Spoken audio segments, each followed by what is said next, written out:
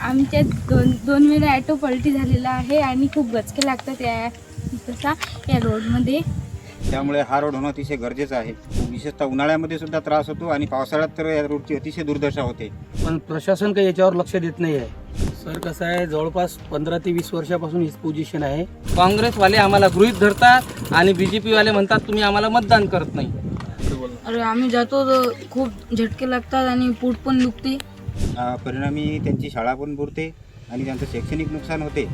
देश स्वतंत्र होऊन 75 वर्ष पूर्ण झाले तरी मात्र ग्रामीण भागातील रस्त्यांच्या समस्या अजूनही बिकट आहे. दर्यापूर तालुक्यातील एरंडगाव या रस्त्याची समस्या कित्येक वर्षापासून प्रलंबित असून याचा नाहक त्रास विद्यार्थ्यांना, वाहन चालकांना व शेतकऱ्यांना सहन करावा लागत आहे.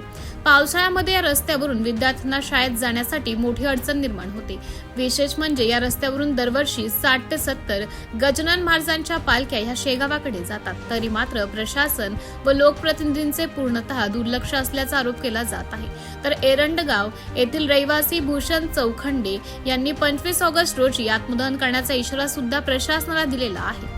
याचा गंभीर बाबी संदर्भात आज जनविकास न्यूजच्या माध्यमातून थेट रस्त्यावर जाऊन विद्यार्थी, शेतकरी व गावातील नागरिकांच्या समस्या जाणून घेतल्या आहेत, त्या पाहूयात. काही दिवसांपासून आपण जर पाहिलं तर रस्त्याच्या संदर्भात विविध बातम्या प्रसार माध्यमांमध्ये प्रसिद्ध होत आहे. संपूर्ण महाराष्ट्रातही सुद्धा जर पाहिलं तर रस्ता निकृष्ट दर्जाचा असल्यामुळे शाळकरी विद्यार्थ्यांना याचा मोठा त्रास सहन करावा लागत आहे. आज आपण आलो आहे अमरावती जिल्ह्याच्या दर्यापूर तालुक्यामध्ये. दर्यापूर तालुक्यातील एरंडगाव म्हणजे येवदा ते एरंडगाव हा रस्ता गेल्या कित्येक वर्षांपासून निकृष्ट दर्जाचा रस्ता आहे आणि या रस्त्याची समस्या वारंवार या गावातील नागरिकांनी प्रशासनापर्यंत मांडल्या, परंतु प्रशासनाने कुठलीही दखल घेतली नाही. आज आपण या रोडने जात असताना जर पाहिलं तर काही विद्यार्थी त्या रोडनं म्हणजे शाळा संपल्यानंतर घरी जात होते. त्या विद्यार्थ्यांना सुद्धा आपण विचारू की काय नेमक्या समस्या आहेत. तुम्ही किती वर्षापासून या रोडनं जाता आणि काय नेमक्या समस्या आहेत? आमच्या दोन वेळा ॲटो पलटी झालेला आहे आणि खूप गचके लागतात या रोडमध्ये. आता नेमकी तुमची मागणी काय आहे समजा या रोड संदर्भात? आम्हाला हा रोड चांगला करून पाहिजे. पावसाळ्यामध्ये काय अडचण? पावसाळ्यामध्ये ऑटोवाला जात नाही, आमची शाळा पडते आणि निनारला पण पूर येते तर शाळा पडते. बरोबर. नक्कीच आपण जर पाहिलं तर पावसाळ्यामध्ये मोठ्या अडचणीचा सामना या विद्यार्थ्यांना करावा लागत आहे. आणखी सुद्धा काही विद्यार्थी आहेत. काय सांगाल, किती वर्षापासून तकलीफ आहे या रोडच्या संदर्भात? 5 वर्ष. काय नेमकी अडचण म्हणजे काय तकलीफ आहे? पावसाळ्यामध्ये तुम्ही शाळेत जाता तर काय अडचण होते? काही जावं लागतं, पैदल जावं लागते, ऑटोला नेत नाही पाणी आलं की. नक्कीच जर आपण जर पाहिलं तर पावसाळ्यामध्ये सुद्धा मोठ्या अडचणी आहेत. आणखी सुद्धा काही शाळेतील विद्यार्थी आहेत. काय सांगाल, या रोडची काय समस्या आहे? अरे आम्ही जातो तर खूप झटके लागतात आणि पोट पण दुखते. जातो तर पोट पण दुखते आणि 2 वेळा अतिशय ॲटो पण पलटी व्हायला आहे. मात्र तुमची मागणी काय झाली? आता आमचा इथे रोड बनवून द्या चांगला. त्यासाठी नक्कीच जर पाहिलं तर विद्यार्थ्यांकडून रोड बनवून देण्याची मागणी केली जात आहे. या गावातील जे शिक्षक असतात दररोज ते दर्यापूर ते या एरंडगावला येतात शिकवण्यासाठी. सर काय नेमकी समस्या या रोडची किती वर्षापासून आहे? सर गेल्या 8 वर्षापासून या रोडची अतिशय दुर्दशा झालेली आहे. हे गाव अकोला आणि अमरावती या 2 जिल्ह्याच्या सीमेवर आहे आणि या ग्रामस्थांनी बरेचदा प्रयत्न केले, परंतु त्या तक्रारीची कुणी दखल घेतली नाही. आणि दररोज आम्हाला इथून सर्व शिक्षक मंडळी, शालेय विद्यार्थी आणि काही वृद्ध व्यक्ती आहेत, शालेय विद्यार्थी आहेत, तर यांना अतिशय त्रास भोगावा लागतो. परिणामी त्यांची शाळा पण बुडते आणि त्यांचं शैक्षणिक नुकसान होते. त्यामुळे हा जो रोड आहे हा रोड होणं अतिशय गरजेचं आहे.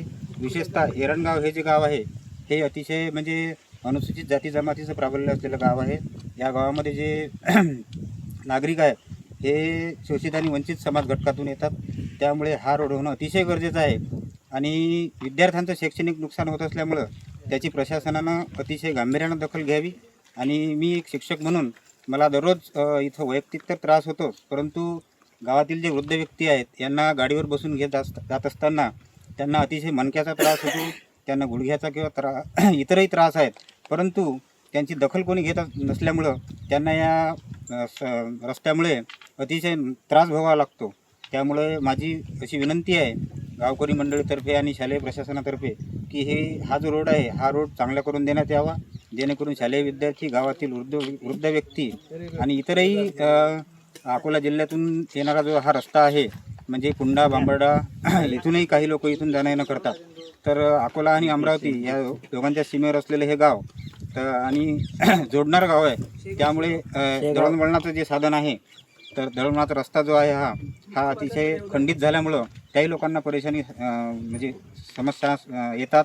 त्यामुळे हा रोड होणं अतिशय गरजेचं आहे. तसंच शेगाव श्री संत गजानन महाराज यांची जी पालखी जाते ती याच रोडवरून जाते, तर भाविक भक्तांना सुद्धा याचा प्रचंड त्रास होतो. विशेषतः उन्हाळ्यामध्ये सुद्धा त्रास होतो आणि पावसाळ्यात तर या रोडची अतिशय दुर्दशा होते. त्यामुळे या इतर सर्व गोष्टींचा विचार करता हा रोड होणं गरजेचं आहे असं मला वाटते. नक्कीच जर आपण जर पाहिलं तर या गावातले काही नागरिक सुद्धा आहेत. काय सांगाल, दर्यापूर तालुक्यात तुमचं गाव राजकारणात मोठं चर्चेत असते आणि जर पाहिलं तर कित्येक वर्षांपासून रस्त्याच्या समस्या बिकट आहेत. सर कसं आहे, जवळपास 15 ते 20 वर्षापासून हीच पोझिशन आहे. आज कसं आहे, आम्ही याचे निवेदन पण खूपदा दिले. 2 वेळा शाळकरी मुलांचे ॲटोसुद्धा पलटी झाले, मुलांना किरकोळ जखमा झाल्या, कोणाला फ्रॅक्चर झालं, पण प्रशासन काही याच्यावर लक्ष देत नाही आहे. आता जवळपास कसं आहे, कामही आलं सर तर आमच्या इथं जवळपास 1 किलोमीटर 2 किलोमीटर 1.5 किलोमीटर असं काम येते. ते काम झाल्यानंतर पुढचा रस्ता खराब असते, ते पुढचं काम येईपर्यंत हा खराब होते, अशी पोझिशन आहे. आणि जवळपास निनारचा जो पूल आहे तो एकदम छोटा रपटा आहे. तिथं जर पाणी आलं तर शाळकरी मुलं सर्व घरी राहतात, कारण जायला दुसरा आम्हाला पर्याय नाही आहे. इवन म्हणजे हे गट ग्रामपंचायत एरंडगाव आहे, याला अंतरगाव आणि राजखेड हे 2 गावं जुळलेले आहेत. त्यांचे ते मुलं पण या रोडनं वाहतूक करतात, शाळेत जातात. पण हा रोड जर झाला तर आमच्या विद्यार्थ्यांसाठी आणि गावकऱ्यांसाठी चांगलीच गोष्ट होईल. जवळपास 15 वर्षापासून आम्हाला हे तकलीफ आहे. नक्कीच जर पाहिलं तर गेल्या 15 वर्षांत या गावातील लोकांना या रोडचा तकलीफ होत आहे. आणखी सुद्धा काही नागरिक आहे या गावातले. काय सांगाल, लोकप्रतिनिधी खासदार आमदार यांचे दुर्लक्ष आहे? तर जे तुमच्या चॅनलकडे पाहतील त्यांना सगळ्यांना BJPचं जुळलेलं आहो. पण मी खरंच एक गोष्ट म्हणतो की गावांनी भरपूर मतदान हे काँग्रेसला दिलं आतापर्यंत, आणि आम्ही भरपूर लोक BJP सोबत सुद्धा जुळलो होतो. पण काँग्रेस असो BJP असो, काँग्रेसवाले आम्हाला गृहीत धरतात आणि BJP वाले म्हणतात तुम्ही आम्हाला मतदान करत नाही. तर आम्ही करायचं काय? या मुलांनी हे जेव्हा निनारचा हे असते शाळेत 8-8 10-10 दिवस मुलं शाळेत जात नाहीत. तर BJP वाल्यांनी काँग्रेस असो कोणीही असो, माझा तर सरळ आव्हान आहे की 10 दिवसाचं आमचं हे आहे, आम्हाला ठोस आश्वासन द्यावं, सरकारनं द्यावं, काँग्रेसनं द्यावं, BJPनं कोणीही द्यावं. नाही तर मी स्वतः ते आमरण उपोषण सोडून द्या. 25 तारखेला मी स्वतः आत्मदहन करेल तहसीलवर, हा माझा खुला इशारा आहे. कारण 2 वेळ मुलांचा ॲटो पलटला आणि सगळेजण अपेक्षा करतात. रॉकेल घेऊन मी सरळ सांगत आहे की मी आत्मदहनाचा इशारा देत आहे आणि 25 तारखेला ते मी करून दाखवेल. तेव्हा आम्हाला कॉन्क्रीट एक आश्वासन द्यावं. BJPचं सरकार आहे त्यांनी द्यावं, काँग्रेसचं हमेशा नेहमी आमच्या इथं जिल्हा परिषद वगैरे निवडून त्यांनी द्यावं. आमचा कुणावर वैयक्तिक आरोप नाही आहे, पक्ष आम्हाला काही घेणदेण नाही आहे. पण आमचा रस्ता व्हावा आणि मुलांना सोयीचा व्हावा. गरोदर महिला या रस्त्यानं जातात, अडथळलेल्या महिला जातात, त्यांनी काय करावं?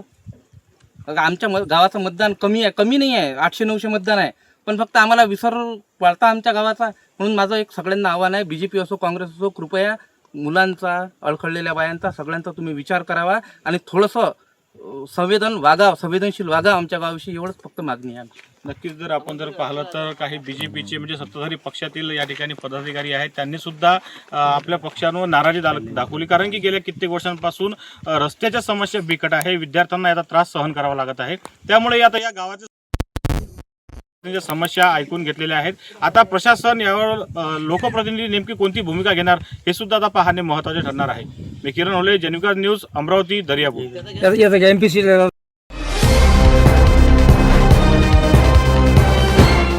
पाहत रहा फक्त जनविकास न्यूज, सत्य, संघर्ष आणि जनतेचा विश्वास.